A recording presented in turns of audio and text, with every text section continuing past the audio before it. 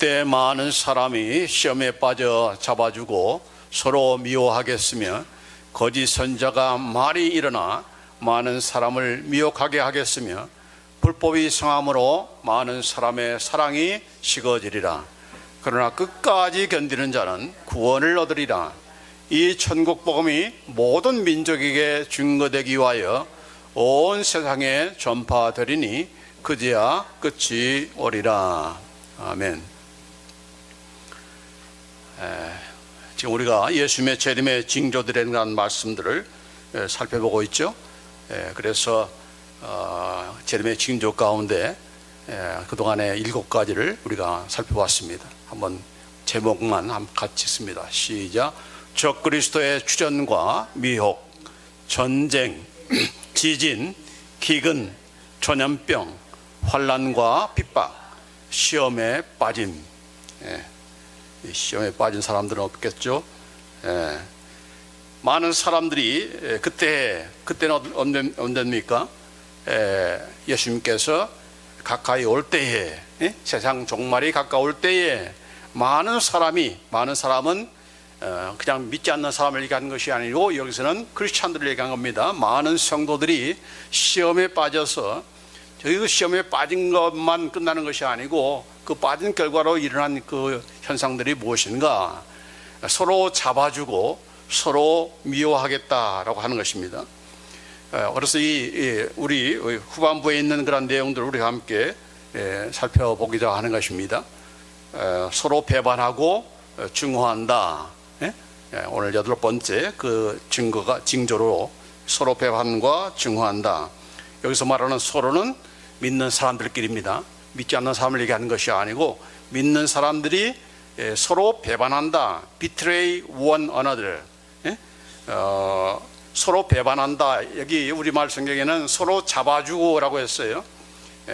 그러나 서로 배반한다. 서로 핍박자에게 서로를 넘겨준다. 그런 뜻입니다. 그러니까 핍박하는 그런 사람들한테 올 때에 저 사람이 바로 예수 믿는 사람이다라고 서로 고소고발한다는 거예요. 누가? 크리스찬들이 그러는 일을 한다. Betray one another. 서로 배반한다. 그 다음에 hate one another. 서로 증오한다는 것입니다. 그러니까 미워할 정도가 아니 싫어할 정도가 아니라 서로가 서로를 증오한다는 것입니다. 누구들끼리? 믿는 성도들끼리. 이게 누가 하시는 말씀이에요? 예수님께서 거짓말 하실 리가 없고 앞으로 일어날 일을 이렇게 말씀하시면서 믿는 사람들이 서로 시험에 빠지고 서로 잡아주고 서로 배반하고 서로 미워하고 싫어하고 증오하고 하는 그런 일을 할 것이다. 이게 바로 세상 종말이 가까웠다는 증거인 것이고 바로 내가 재림할 그러한 징조들이다 라고 이렇게 세상 교회 성도들을 가장 잔인하게 핍박한 자들이 누군가? 바로 교회에 발을 디딘 설믿은 그런 크리스찬들, 진짜 구원받고 이렇게 은혜 받고 한 그런 참 기독교인들이 아니라 받지도 못하고 구원받지도 못하고 그러나 교회는 다니고 있는 그런 형식적인 그런 크리스찬들. 그러나 항상 자기는 그리스도인이라고 자하고 나처럼 믿으려면 나처럼 이렇게 살아야 된다고 하면서 자기 스스로 기독교적인 그런 삶을 나는 실천하고 있다라고 스스로 자만하고 자처하는 그런 자들, 그런 자들에 의해서 항상 교회는 핍박을 또 교인들은 서로 배반하고 또 이렇게 넘겨주고 하는 그런 일들을 하게 되는 것입니다. 6.25 때도 마찬가지였죠. 우리는 6.25 때도 교회와 신자들을 핍박한 사람들은 교회 한번 발 디뎠는 그런 자들, 그들이 다 저 사람이 바로 예수 믿는 자예요, 저 사람이 바로 예수적입니다 라고 하면서 공산주의들한테 넘겨줬던 일들이 얼마나 많았습니까? 비단 이단만이 아니고 오늘날에는 자유주의 신학에 영향을 받은 그런 신학자들과 목사들에 의해서 그런 교회들에 의해서 이제 같은 예수 믿는다고 하면서 같은 하나님을 섬긴다고 하면서 성도들끼리 서로 이제는 미워하고 배신하고 배반하는 그런 일들이 벌어지게 된 것입니다. 불행하게도 우리나라에서는 뭡니까? 우파인가 좌파인가, 전라도인가 경상도인가, 또 미국에는 자유당인가 민주당인가 공화당인가, 데모크라틱 파티인가 아니면 리퍼블릭 파티인가. 자, 거기에 따라서 같은 성도인데 같은 하나님을 믿고 예수를 믿는데도 불구하고 서로가 서로를 미워하잖아요. 그렇죠? 여러분 어느 쪽입니까? 이정현 목사는 어느 쪽인 것 같아요? 호남 출신이니까 좌파 아닙니까? 그렇게 생각하고 온 그런 성도도 있는 줄 아는데, 그러나 예수 믿는 사람은 민주당인가 공화당인가, 우파인가 좌파인가, 전라도인가 경상도인가, 그게 중요한 것이 아니고 무엇에 따라서 우리가 결단하고 무엇에 따라서 우리가 목소리를 내고 또 이렇게 하는 것입니까? 바로 그것이 하나님의 뜻인가, 그것이 바로 성경의 가르침인가 하는 것이 중요한 것이죠. 거기에 따라서 우리가 판단하고 결정할 일인 것이지, 당신은 우파이니까 이렇게 할 거야, 나는 좌파이니까 이렇게 할 수밖에 없어, 이렇게 따라가는 그런 크리스찬들이 되어서는 안 된다는 것이죠. 그러나 오늘날 많은 목사들 가운데 우파 목사, 좌파 목사 나누게 되고, 전라도 목사는 경상도 목사를 만나려고 하지도 않고 함께 숙소에 수양회 때 이렇게 배정하면은 저 사람이 전라도 출신이니까 딴 방 주세요라고 하고 그렇게 할 정도라고 한다는 거예요. 그러나 그것이 바로 크리스찬이라는 거예요. 심지어 목사님 가운데서도 그렇게 한다는 얘기예요. 그러나 그것이 바른 일인가, 바른 처신인가 하는 것입니다. 자, 이런 걸 보면서 예수님께서 하시는 말씀이 뭐예요? 바로 서로 넘겨주고 서로 배반하고 배신한다 하는 것을 말씀하고 있는 것입니다. 그러나 우리의 결단 기준은 무엇입니까?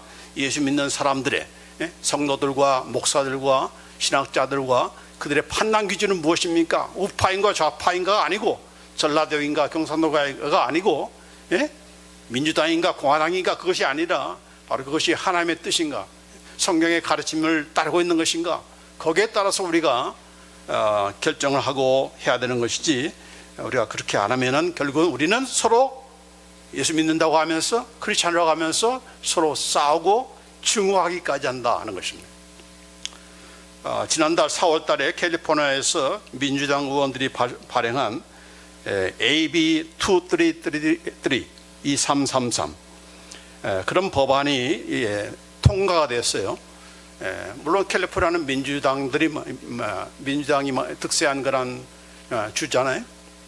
그래서 민주당 의원들이 많았기 때문에 이 법안이 1차적으로 통과가 되었는데, 그 내용이 무엇인가? 신생아가 출생한 지 한 달 이내에 아이를 상하게 하거나 이 어린아이를 죽여도 거기에 대해서 법적으로 조사하거나 기소를 받을 필요가 없다 하는, 그리고 만약에 거기에 대해서 만약에 고소를 한다든지 경찰에 이렇게 알려가지고 경찰이 와서 조사를 한다든지 이럴 경우, 또 기소를 당할 경우에는 그 기소한 이 검사에 대해서, 담당 검사에 대해서 맞고소를 할 수가 있고, 또 자기를 고소한 사람은 25,000달러의 벌금을 부과하는, 저 엄마가 어린아이를 죽였어라고 고소하고 기소한 그 상대방을 향해서 벌금을 25,000달러 정도로 그런 부과하는 그런 내용을 골자라고 있습니다. 그러니까 아예 그거에 대해서 관심도 갖지 말고, 경찰에 알리지도 말고, 경찰이 와서 조사하지도 말고, 또 기소해서도 안 된다. 그러니까 아예 그냥 원천 봉쇄한 것이죠. 자, 그래서 이걸 가르쳐서 이제 낙태를 반대하는 사람들의 그런 용어가 하면은 바로 영아 살해 허용 법안이다. 영아 살해 허용 법 발의안이 바로 AB 2333라고 이렇게 할 정도입니다. 왜 이런 법안을 내게 되었는가? 그 이유는 이제 자기가 원치 않는 그런 아이를 임신했고, 임신은 낙태를 못했지만은 이제 출생을 했는데 내가 원치 않은 아이고 또 이 산모가 이 산후 후유증이 생겨가지고 도대체 이 아이를 케어할 수 있는 능력이 안 되고 할 때에 한 달 내에 그런 아이를 살해해도 괜찮다, 죽여도 괜찮다. 이걸 합법화 하자는 거예요. 여러분, 이렇게 되면 어떻게 되겠습니까? 그냥 뭐 낳고 그냥 다 죽여버리는 그런 그런 악영향을 낼 수 있는 그런 가능성이 많은 것이죠. 그래서 이게 좀 통과되지 않도록 위해서 지금 많은 모임을 갖고 반대를 하고 있는데, 자, 이런 법안들이 이렇게 자꾸 올라오잖아요.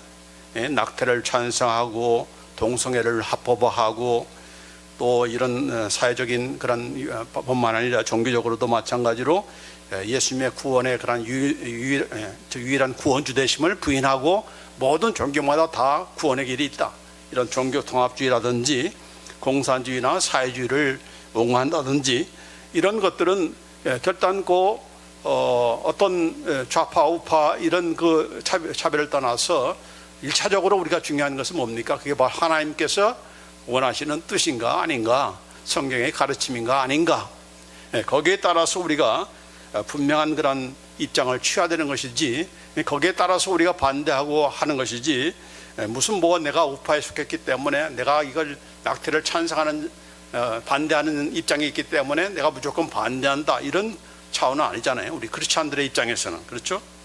이것이 우리가 분명하지 못하니까, 믿는 사람들이 여기에 대한 분명한 성경의 가르침에 대한 확신이 부족하니까, 또 자기들 나름대로 그걸 성경 말씀을 또 이렇게 교묘하게 자기 아전 인식격으로 이렇게 해석을 하니까 소수자들을 보호하지 않느냐. 하나님께서도 늘 고아와 과부들과 이런 참 나그네를 잘 영접하라고 이렇게 했는데, 이 사회에서 적응하지 못하는 이런 소외된 그런 자들, 이 동성애자들이 바로 그런 자들이 아니냐라고 하면서 그들을 옹호하는 것이 바로 하나님을 사랑하는 것이다, 이렇게 하나님의 말씀을, 진리 말씀을 이렇게 잘못 오해하고 오용하는 그런 일이 있잖아요. 그러나 하나님께서 2차적으로 원하시는 그분의 뜻이 무엇인가, 또 그분의 명령이 무엇인가, 거기에 대한 확고한 그런 가르침에 대해서 우리가 분명하지 못할 때에는 이렇게 하나님의 말씀을 이렇게 잘못 해석을 해서 그걸 자기 생각에 이렇게 아전인수격으로 이렇게 하는 가운데, 하나님께서도 다 아실 거야, 하나님께서 이것도 허락하실 거야, 허용하실 거야, 그렇게 생각하는 것입니다. 그런 하나님의 말씀은 진리의 말씀인 것이고, 하나님께서 스스로가 이렇게 이랬다 저랬다 하시는 그런 하나님이 아니시잖아요. 자, 우리가 한 말과 행동에 대해서 반드시 하나님 앞에 우리가 직구하게 된다는 것을 우리가 잊어서는 안 되겠습니다. 로마서 14장 12절 말씀에 이러므로 우리 각 사람이 자기 일을 하나님께 직고하리라 라고 말씀해 주셨습니다. 우리가 한 말에 대해서 우리는 책임을 져야 되는 것이고, 우리가 한 행동에 대해서 하나님께 심판을 받는 겁니다. 사람이 나를 어떻게 생각하느냐, 그건 둘째 문제예요. 재림하시는 예수님께서 심판자로 오시는 것인데, 사람이 칭찬하는 것이 중요한 것이 아니고 사람의 판단을 받는 것이 우리가 중요한 것이 아닌 것은 바로 심판주는 오직 예수님이기 때문에, 그리고 그 예수님은 자신이 하신 말씀을 근거로 해서 이 말씀대로 너희들이 지켰느냐 행했느냐, 이 말씀을 정했느냐, 거기에 따라서 우리를 심판하시는 것이기 때문에 우리가 그거에 대해서 그의 심판주의로 오신 예수님에 대해서 항시 인식하고 우리가 결단을 하고 또 결정을 내리고 우리가 따라가야 되는 것이죠. 자, 우리가 이 신앙생활 하면서 어느 누구가 교회와 성도들을 비판하고 비난할 때 그 사람이 어떤 사람인가라고 하는 것을 먼저 살펴볼 그런 필요가 있습니다. 일반적으로 사람들은 무엇을 비판하면 그 사람이 상당히 비판적인 그런 시각이 있는 것에 대해서 더 높은 안목을 가진 그런 사람으로 우대해 주는 그런 간주해 주는 그런 현상들이 일반적입니다. 그래서 괜찮은 사람으로 보는 거죠. 그러나 제 아무리 이런 높은 위치에 있다 할지라도, 그가 뭐 하버드 대학의 박사학위를 가진 사람이라 할지라도 그 예수님이 단지 사람에 불과하다. 예? 마리아가 혼외로 낳은 그런 예수님이 마리아 그 혼의 아들이다 라고 주장한다든지, 예?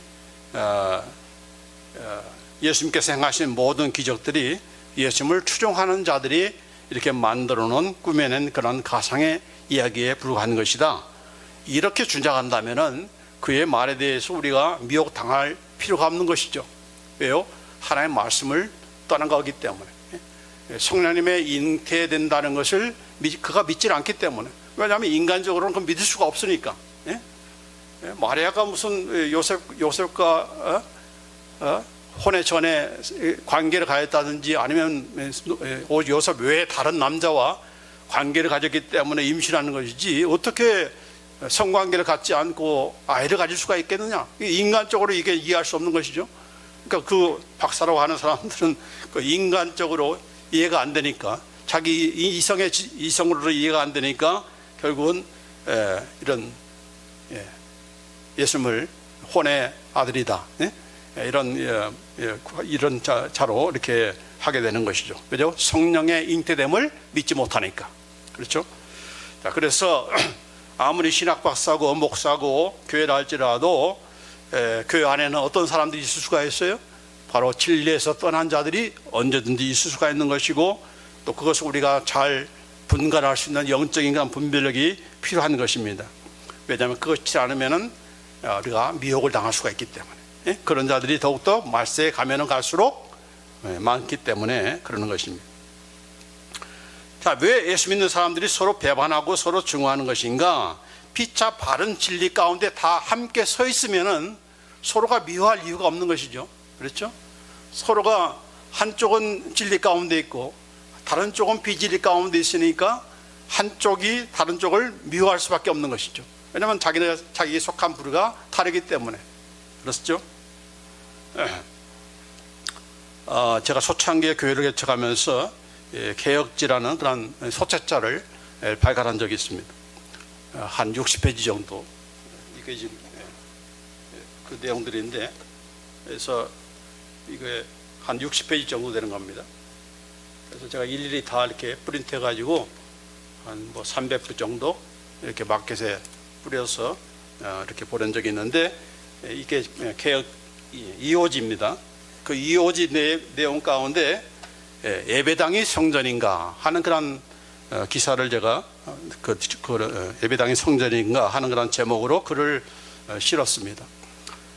스테반이 창세기 사도행전 7장에 그 긴 설교 가운데 그 성전의 그 역사를 이렇게 해석한 그런 내용을 여기에 중점적으로 다루고 있는데,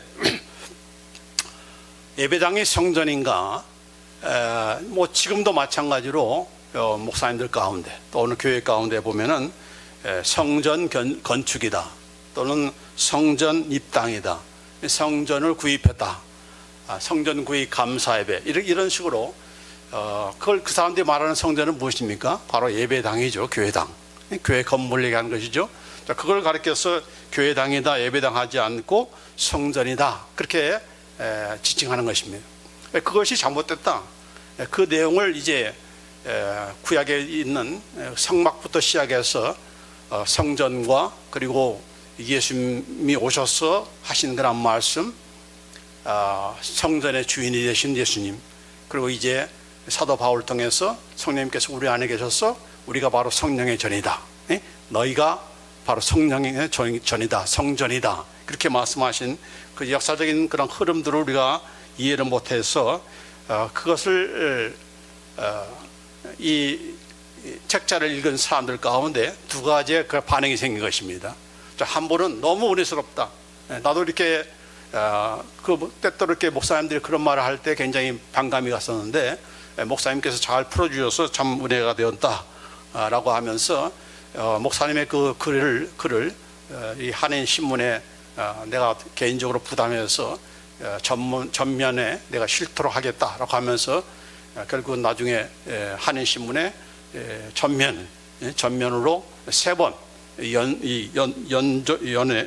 연속적으로 이렇게 실은 적이 있습니다. 그런 분이 있는가 하면 또 어떤 분이 전화를 해서 당신이 도대체 무슨 무드를 가지고 이런 글을 이렇게 쓰느냐, 예? 교회를 폄훼하는 그런 자가 아니냐라고 하면서 욕을 하는 그런 사람도 있었습니다. 같은 믿는 자이죠. 그럼에도 불구하고 그들의 그 견해가 다르기 때문에 이런 현상들이 나타나게 되는 것입니다.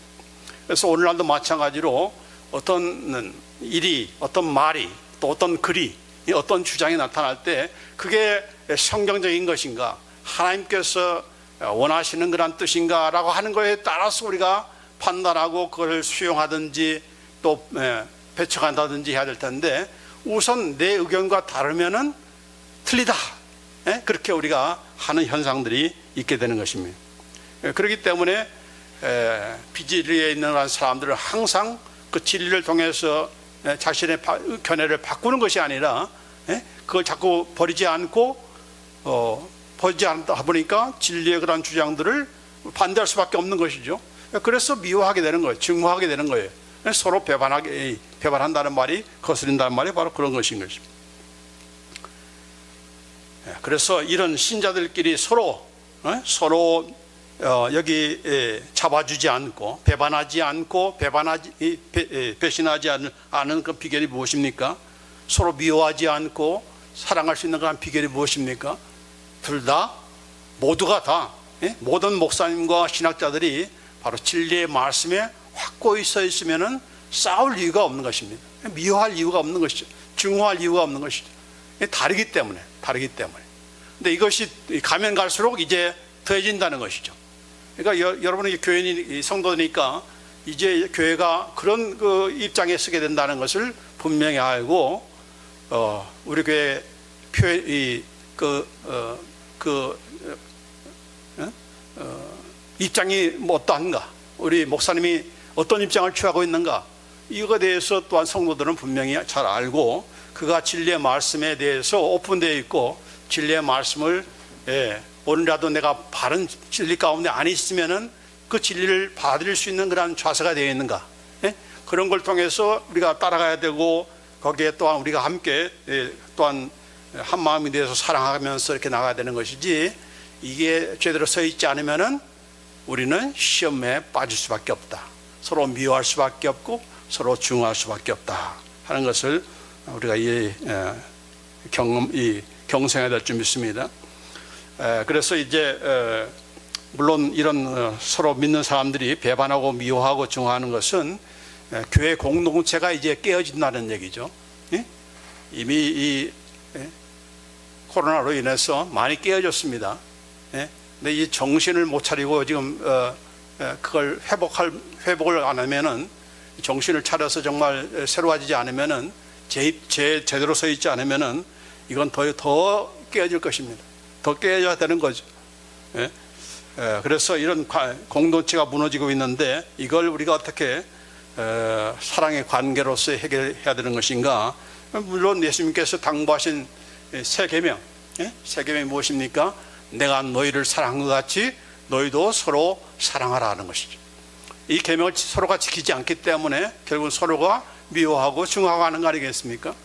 이게 대한 것은 우리 다음 주일날 말세의 징조 가운데 이제 마지막으로 등장하는 것이 무엇입니까? 사랑이 식어진다는 겁니다. 사랑이 식어진다. 아니, 요새만큼 막 사랑에 불타오르는 그런 시대가 없는데 무슨 사랑이 식어진다고 하는가?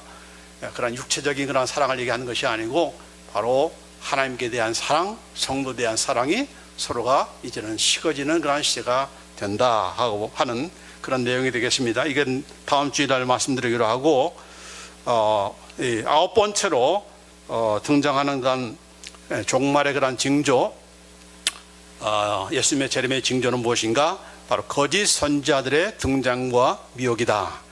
단순히 거짓 선지자들이 나타난다는 것이 아니라 많은 거짓 선지자들이 arise, 이렇게 수없이 이렇게 많은 거짓 선지자들이 일어나고 또 많은 사람들을 미혹하리라, 그렇게 말씀하고 있어요. 이 많다는 얘기가 굉장히 심각한 거예요. 한두 사람이 일어나는 것이 아니다 이런 겁니다. 이제 말세가 되면은 마태복음 24장 11절 말씀에 거짓 선지자가 많이 일어나 many false prophets will arise. 또 많은 사람을 미혹하게 하겠으며 will mislead many what? many Christian. 많은 신자들을 미혹하게 할 것이다 하는 것입니다. 그러니까 우리 정신을 차려야 한다는 것이죠. 소수의 사람만 미혹하면 괜찮을 텐데 많이 미혹당하게 있으니까 이거 혹시라도 내가 거기에 속하는 그런 사람이 되지 않는다는 법이 없잖아요. 정신 차리지 않으면은. 자, 그래서 비단 여기서만이 아니라 바로 24절에도 그런 말씀하고 있어요.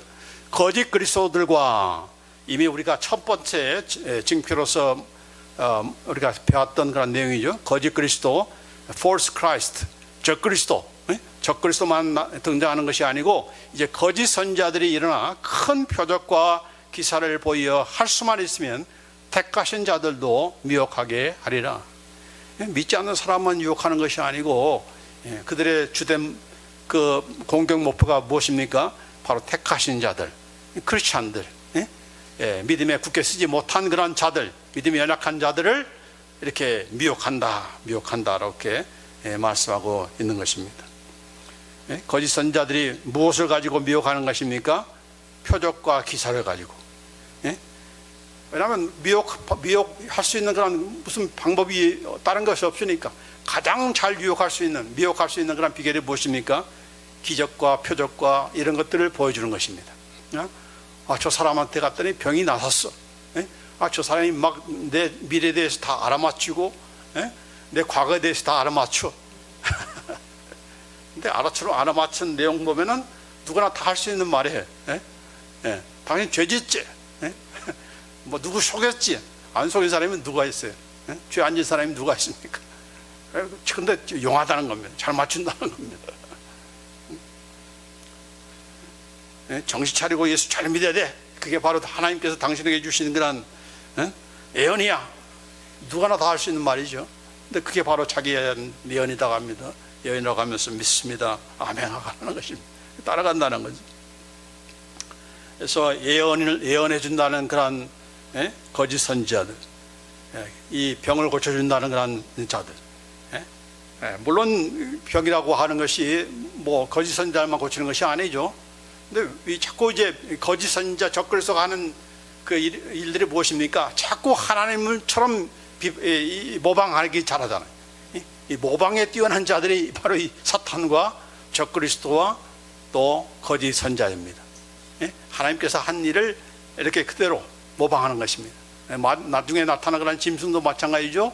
예수님의 부활을 모방해 가지고 사탄이 권세를 주죠. 그래서 죽으려고 했던 그런 적그리스도가 살아나게 되고, 그 살아났다는 것을 거짓 그리스도가 뭐라고 합니까? 거짓 선지자들이 바로 이게 바로 신이다. 바로 저 죽었다가 살아난 바로 신이다라고 하면서 저를 경배하라. 그래서 우상을 만들어 놓고 경배하게 하고 경배하지 않는 사람을 다 죽이게 하는 그 일을 바로 땅에서 올라온 그런 짐승, 바로 거짓 선지자들이 하는 것입니다.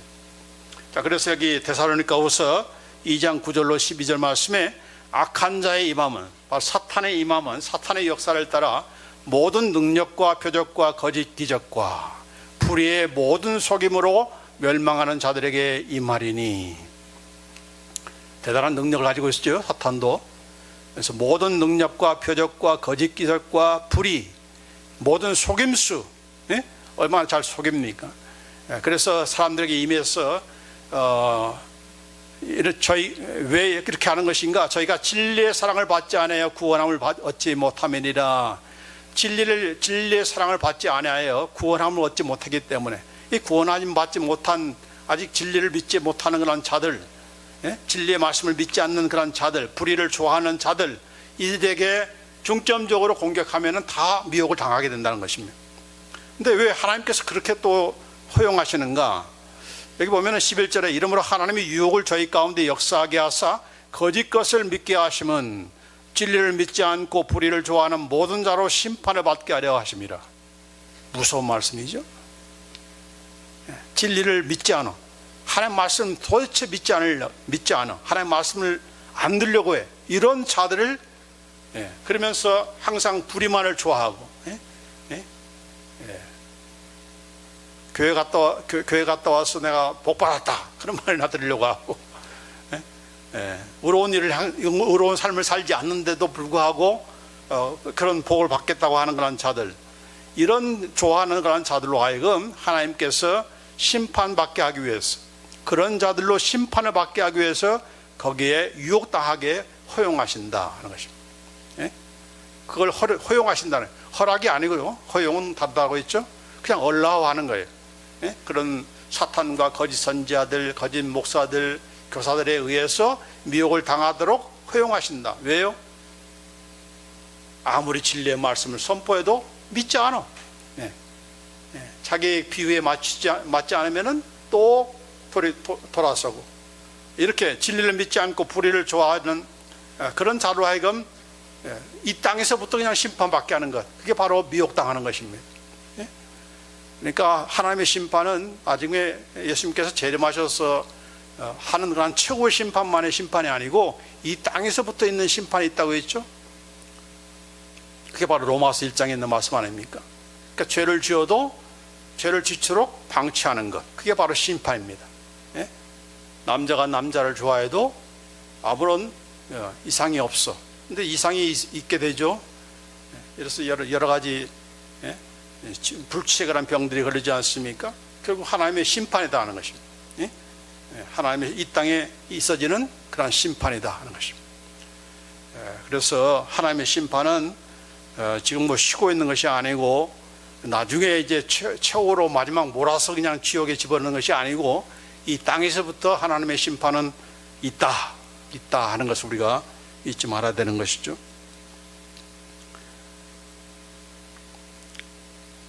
그래서 여기 고린도후서 11장 13절 15절에도 저런 사람들은 거짓 사도요 게으르의 역군이니 자기를 그리스도의 사도로 가장하는 자들이니라. 이것이 이상한 일이 아니라 사탄도 자기를 광명의 청사로 가장하나니 그러므로 사탄의 일꾼들도 자기를 의의 일꾼으로 가장하는 것이 또한 큰 일이 아니라 저희의 결국은 그 행위대로 되리라. 사탄만 하나님처럼 광명의 천사처럼 가장하는 것이 아니고 그의 이 일꾼들도, 거짓 선지자들, 거짓 목사들, 거짓 사도들, 이런 자들도 이렇게 의의 일꾼처럼, 하나님의 그런 일꾼처럼, 하나님의 종처럼 가장한다. 가장에서 오기 때문에 우리가 진리의 말씀을 알고 또 저들을 잘 분별하지 못하면은 우리는 거기에 끌려갈 수밖에 없다.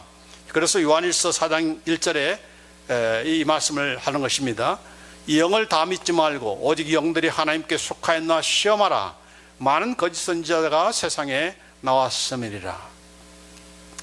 영을 다 믿지 말라. 영을 다 믿지 말라는 것이 무엇입니까? 결국은 영적인 싸움이거든요. 스피리추얼 월페어거든요. 월페어. 그래서 이런 이 영이 정말 하나님께 속한 영인가, 성령님께서 역사하시는 영인가, 정말 새로운 피조물이 된 그런 새 영인가 아닌가에 대한 그런 분별력이 우리에게 필요하다. 그 분별력을 그 분별을 어떻게 하는 것인가?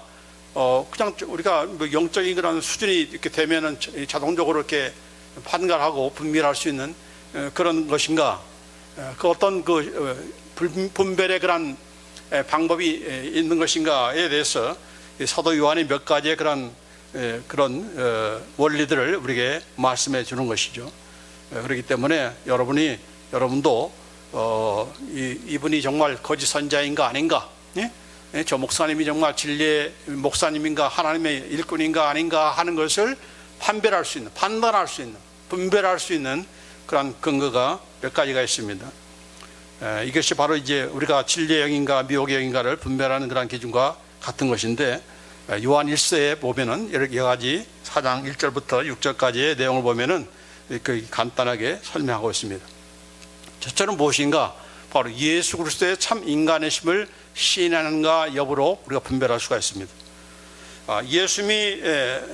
예수님의 참 인간, 여기에 보면은 요한 1서 4장 2절로 3절 말씀에 하나님의 영은 이것으로 알지니 곧 예수 그리스도께서 육체로 오신 것을 시인하는 영마다 하나님께 속한 것이요 예수를 시인하지 아니하는 영마다 하나님께 속한 것이 아니니 이것이 곧 적그리스도의 영이다. 예수님께서 육체로 오신 것을 시인하는 영이 바로 하나님께 속한 영이고 바로 진리의 영이다 하는 것이죠. 이게 무슨 말입니까? 예수님께서 육체로 오신 것을 시인한다, 예수님이 참 인간이라는 것을 믿는다, 그 정도가 아닌 것이죠.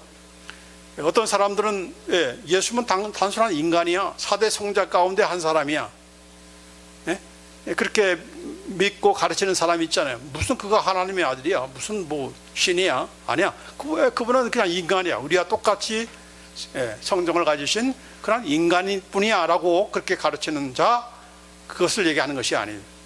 그것만을 얘기하는 것이 아니에요.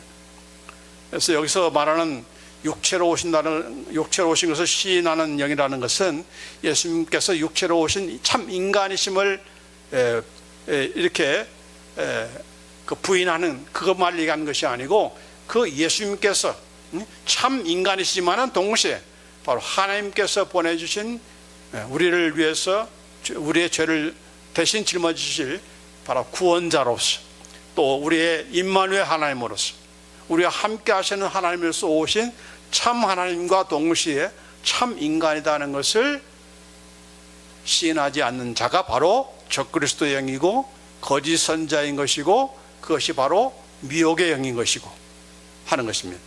그렇죠? 그래서 그저 예수님은 참 인간인 것이야 라고 이렇게 가르친다고 해서 이거에 해당되지 않는 그런 사람이 아니다는 것이죠.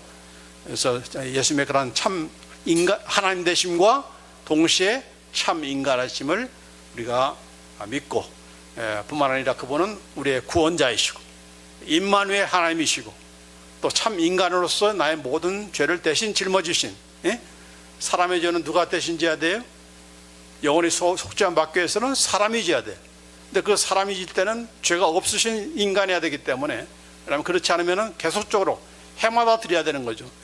해마다 짐승 바치는 거와 마찬가지로 해마다 한 사람씩 죽어야 돼, 나를 대신해서. 내가 죽을 수는 없으니까. 그러나 예수님께서는 죄가 없으신 참 인간이기 때문에 나를 위해서 영단번에 once for all, 한 번 죽으심으로 영원한 속죄를 이루시는 그런 우리의 구원자가 되시고 참 인간, 그런 예수로서의, 하나님의 아들로서의 그런 예수님인 것이죠. 자, 그것을 부인하는 것이 바로 적그리스도고 거짓 선자이고 바로 미혹의 영에 빠진 자이다 하는 것입니다. 자, 이거 다 하실 수 있겠죠? 이게 어렵습니까? 자, 두 번째는 무엇인가? 하나님의 말씀을 듣는가 하는 걸 통해서 분별할 수가 있습니다. 자, 어떤 거짓 선자는 계속적으로 하나님의 말씀은 제쳐놓고 성경 말씀은 안 하고 자기 말만 하는 사람들이 있어요. 목사님 가운데도. 성경은 그냥 끝날 때 한 번 딱 인용하고 성경 한마디 읽고 완전히 다 자기 말만 하는 사람이 있어요. 이게 뭐예요? 바로 진리에 속하지 않은 사람이에요. 왜냐? 요한일서 4장 5절 6절 말씀에 저희는 세상에 속한 거로 세상에 속한 말을 하며 세상이 저희 말을 듣느니라. 우리는 하나님께 속하였으니 하나님을 아는 자는 우리의 말을 듣고 하나님께 속하지 아니하는 자는 우리의 말을 듣지 아니하나니 진리의 영과 미혹의 영을 이로써 아느니라. 누가 진리의 영인가, 누가 미혹의 영인가, 거기에 속한 것인가, 어떻게 분별할 수 있는 것인가? 바로 미혹의 영에 빠진 사람들은 계속적으로 세상 말만 한다는 얘기. 또 세상 말만 할 때 그 진리의 영이 아니고 미혹의 영이 빠진 사람들은 계속적으로 그런 말만을 좋아한다는 겁니다. 그렇죠? 그러니까 성경은 얘기 안 하고 계속적으로 인간적인 세상적인 도덕적인 말만 하는데 사람들은 좋아해. 사람들은 좋아하니까 또 계속 그 사람은, 그 목사님은 그 말만 해. 그럼 어떻게 됩니까? 둘 다 망하는 것이죠. 둘 다 망하는 거예요. 왜요? 둘 다 진리의 영역에 속한 자가 아니기 때문에. 자, 그래서 여기 보면은 진리의 영역에 속한 자는 누가 어떻게 할 수 있는가? 바로 하나님께 속한 자는 하나님을 아는 자인데, 어떻게 여기 보면은 이상한 말을 해요. 6절에 보면은, 자, 우리는 하나님께 속하였으니, 바로 사도 요한과 같은 사도들은 하나님께 속하였기 때문에 하나님을 아는 자는, 하나님을 사랑하는 자, 저와 여러분들은 우리의 말을 듣는다. 이상한 말을 해요. 우리의 말이 누굽니까? 사도 요한과 같은 사도들의 말을 듣는다는 겁니다. 원래는 하나님의 말을 듣는다 해야 우리가 이해가 잘 되는데, 하나님의 영에 속하고 진리의 영에 속한 사람은 바로 하나님의 말을 듣는다. 그렇게 해야 그게 자연스러운데, 여기 사도 요한이 여기에 하나님의 말을 듣고가 아니라 바로 우리의 말을 듣는다 그렇게 얘기했어요. 야, 그럼 사도가 요한이 무슨 하나님이야? 이런 말이 아니고 바로 사도 요한 같은 그 하나님의 종들이 하는 말이 무엇입니까? 바로 하나님의 말씀을 전하는 거 아닙니까? 그렇죠? 하나님의 말씀을 풀어주고, 하나님의 말씀을 해석하고, 하나님의 말씀대로 살도록 격려하고, 하나님의 말씀으로 인커리지하고, 하나님의 말씀으로 책망하고, 바르게 하고, 교훈하고, 이런 일들을 하는 자가 뭡니까? 바로 우리라는 거죠. 그 우리는 누굽니까? 바로 하나님 예수님께서 세우신 사도들, 그리고 그 뒤에 나오는 바로 하나님의 종들, 목사님들이 누굽니까? 바로 하나님께서 세우신 종들인데, 그가 하는 일은 말은 무엇입니까? 바로 하나님의 말을 전해야 되는 것이죠. 인간의 말이 아니고, 그렇죠? 그가 전하는 말이 하나님의 말을 전하는 거기 때문에 우리는 그의 말을 듣는다 하는 것입니다. 자, 그러나 미혹의 여기에 속한 자, 적그리스도의 영, 거짓 선지자들의 그런 주장은 무엇입니까? 내가 계시받았다, 내가 직접 들었다, 내가 직접 봤다, 내 말을 들어라, 그런 거예요. 그런데 사도 요한은 안 해요. 우리의 말을 들으라 했어요. 우리 말은 사도 요한 개인의 말이 아니고 우리가 전하는 예수의 말, 우리가 전하는 하나님의 말씀. 그렇기 때문에 내가 봤다, 내가 직접 들었다, 여기에 미혹당하지 말라는 거죠. 그런 말을 하기 위해서 지금 이 말을 하는 거예요. 그러나 미혹당한 사람들은, 거짓 선지자들은 뭡니까? 성경 듣지 마라, 내가 직접 들었어, 내가 봤어, 내가 천국 갔다 왔어, 내 말 들어, 내 말대로 해, 이렇게 말한다는 거죠. 그게 바로 적그리스도다, 또는 거짓 선지자이다, 또 미혹의 영에 빠진 자이다. 그걸 니들이 분별하라. 바로 무엇을 통해서? 바로 하나님의 말씀을 그가 듣는가, 하나님의 말씀을 그가 전하는가, 그가 하나님의 말씀대로 사는가, 이걸 가지고 내가 분별해라 하는 것입니다. 이게 어렵습니까? 어려운 것이 아니죠. 우리 성도들이 나는 믿음 연륜이 짧아가지고 난 못하겠는데 왜 이렇습니까? 할 수 있는 거예요. 할 수 있는 거예요.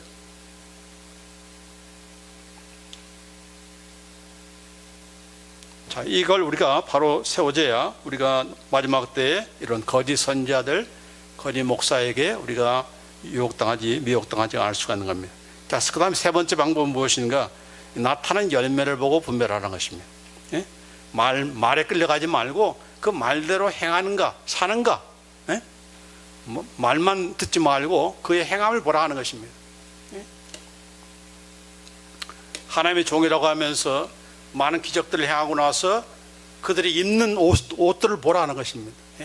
반짝반짝 보석으로, 그냥 몇 가락지 그냥 끼고, 그걸 보고서 저들이 정말 하나님의 일꾼인가? 그걸 우리가 의심해 볼 필요가 있잖아요. TV에 나오는 모든 이런 자들 보면, 그렇죠? 나타난 열매를 보고 분별하라는 것입니다. 이건 예수님께서 이미 말씀하신 내용이잖아요. 산상수훈 가운데 거짓 선지자들을 삼가라, 양의 옷을 입고 너에게 나오나 속에는 노력하는 일이라. 그 기적을 가지고, 병고침을 가지고 노략질하기 위해서, 금을 탈취하기 위해서, 여러분의 그런 포켓을 털기 위해서 노략질하는 그런 일이 때와갔다 하는 것입니다. 그의 열매로 그들을 알지니 가시나무에서 포도를 또는 엉겅퀴에서 무화과를 따겠느냐? 이와 같이 좋은 나무마다 아름다운 열매를 메고 못된 나무가 나쁜 열매를 맺나니. 그의 삶을 보면은, 그의 집구석을 들어가 보면은 그 사람이 정말 진짜 목사인지 거짓 선지자인지 분별할 수 있다는 것입니다. 나타난 결과를 보면은 반드시 나타나게 돼 있죠. 그래서 뭐 얼마나 숨기겠습니까? 별장이 있고, 헬리콥터가 있고, 사설 비행기가 있고, 그런 호화 생활을 누리면서 하나님의 종이다? 그러면서 할 말마다 예수 그리스도께서 하셨습니다. 예수님께 영광 올립니다. 그런 말을 하잖아요. 자기가 영광 다 받으면서. 이게 다 거짓이잖아요. 거짓. 이게 뭐에 나타나는 열매잖아요. 열매. 그 열매를 가지고 판단하라는 것입니다. 그래 분별할 수가 있다는 거죠. 이제 마지막으로 다 빠질 수 있는 그런 그 분별하기 쉬운 것이 무엇입니까? 누구한테 이 영광을 돌리는가? Discern by glorifying to whom? 그래서 말로만 하나님께 영광, 뭐 glory to God 하는데 실제로는 자기 자신이 다 영광을 받으려고 하는 그런 일들이 있잖아요.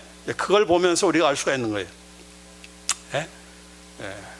그래서 정말 모든 인간들은 또 사탄과 거짓 그리스도와 또 거짓 선자들의 그 글로리파이 하는 그런 대상이 무엇입니까? 바로 자기잖아요. 자기. 나 자신. 개인 이렇게 숭배하고 이렇게 사탄과 이런 사탄도 왜 떨어졌습니까? 자기를 높이기 위해서. 하나님보다 내가 더 높으리라고 하는 자기 그 영광 돌리고 받고 싶어 하는 것 때문에 타락한 거 아닙니까? 마찬가지예요. 거짓 목사가 왜 생기는 겁니까? 자기가 영광 받기 위해서. 처음에는 잘 시작하다가 예수님께서 하셨습니다. 누가 하셨습니까? 물어보게 하고 예수님이 하셨습니다. 맞습니다. 예수님께서 하셨습니다. 이렇게 말을 하는데 나중에 이제 이게 1년 가고 2년 하면은 자기가 다 영광 받는 것이죠. 자, 이걸 보면서 거짓 선자인가, 미혹의 영인가, 거짓 그리스도의 그런 영인가라고 하는 것을 우리가 분별할 수 있다 하는 것입니다. 기억하시고 어떤 사람도 우리 이 자리에 계신 어떤 분도 이렇게 말세 이런 한두 명이 아니고 이제 많은 거짓 선자들이 일어난다고 했는데 많은 거짓 선지자, 말만 선지자만 아니고 거짓 목사들도 이렇게 수없이 일어나는데 우리가 거기에 미혹당하지 않기 위해서는 깨어 있어야 된다. 그런 영적인 그런 분별력을 우리가 갖고서 우리 스스로가 깨어 있지 않으면은 나는 목사님 잘못 만나서 여기 왔는데요 이렇게 하면서 지옥에서 이렇게 오리발내밀 수 있겠습니까? 아니죠. 그래서 오늘 이 말씀에 정말 믿는 사람들끼리 서로 배반하고 서로 증오하는 그런 일들, 결국은 비진리 가운데 있기 때문에 진리의 편에 있는 사람을 항상 미워하게 되어 있어요. 그러나 우리가 진리에 바로 서게 되면 모두가 다 진리 편에 서고 목사들이, 성도들이, 신학자들이, 신학교들이 진리 편에 서면은 서로 싸울 이유가 없어요.